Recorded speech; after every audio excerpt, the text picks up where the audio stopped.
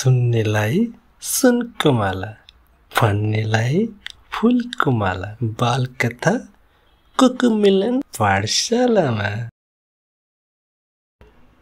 कंजूस बुढी चलाक बटुवा। साँझको बेला थियो। एउटा बटुवा एउटी बुढी कहाँ बास माग्न आइपुग्यो। उसले बुढीसँग बास माग्यो। बुढी आमा, बास पाइन्छ कि? बुढी आमा त्यति जाति थिइनन्। उनी साह्रै कन्जुस थिइन्। उनले बटुवालाई बास नदिने विचार गरिन्। कहाँ बास पाउनु? यहाँ आफूलाई त बस्ने ठाउँ छैन। जाऊ अर्कैको घरमा बास माग। त्यहाँ वरिपरि कुनै घर थिएन। अन्त गएर बास माग्ने समय पनि थिएन। बटुवाले त्यही कुरो बुढी आमालाई भन्यो। वरपर कुनै घर छैन। रात परिसक्यो। मलाई घरभित्रको ठाउँ पनि चाहिँदैन। यही पिँढीमा बस्न दिए हुन्छ। अब बटुवाले बास नबसी नछोड्ने भयो भन्ने ठानी बुढीले भनिन्। हेर नानी, बास त बस, तर खाने कुरा चाहिँ केही पनि पाउँदैनौ नि। बटुवाले पिँढीमा बस्दै भन्यो। खानेकुरोको केही चिन्ता लिनु पर्दैन आमै। आज म ढुङ्गो पकाएर खान्छु। के रे? बुढी आमा छक्क परिन्। ढुङ्गो पकाएर खाने मान्छे त उनले देखेकी त के सुनेकी पनि थिइनन्।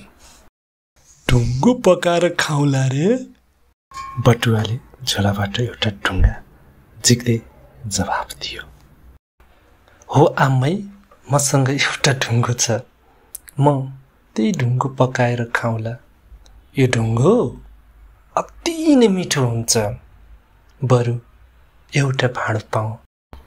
बटुवाले कसरी बनाउँदो रहेछ हेर्नु पर्यो भनेर बुढीले एउटा भाँडो दिन्। उनले पानी पनि दिन् र भनिन्, ल पकाऊ, अलिकति म पनि चाख्छु।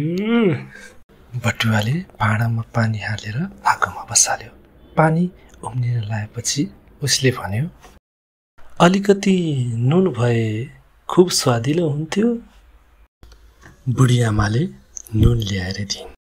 बटुवाले फेरि भन्यो, आहा, यसमा अलिकति चामल मिसाउन पाए त झन् कति मिठो हुन्थ्यो होला। बुढी आमाले चामल पनि ल्याएर भाँडामा हालिदिन्। भाँडो छड्किन लागिसकेपछि बटुवाले फेरि भन्यो, आमा, अब अलिकति दाल पनि मिसाउन पाए ढुङ्गोको स्वादै अर्कै हुन्थ्यो। बुढी आमा छिट्टै भित्र गएर एक मुठी दाल लिएर आइन् र उसले फेरि भन्यो। एकछिनपछि खिचडी पाक्यो। मक्कमक बास्ना आउन थाल्यो।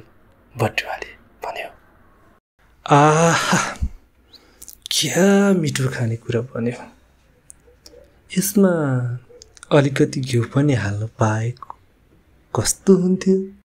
बुढी आमालाई पनि त्यो खानेकुरो खान साह्रै रहर लागेको थियो। त्यसैले उनी हतार भित्र गइन् र अलिकति घिउ लिएर आइन्।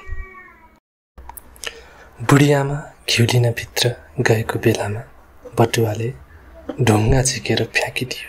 यो कुरो बुढीलाई थाहै भएन। चलाक बटुवाले खिचडीमा घिउ हालेर राम्ररी चलायो। खिचडी उसले अलिकति बुढी आमालाई चाख्न दिएर अरू सबै आफैले खायो।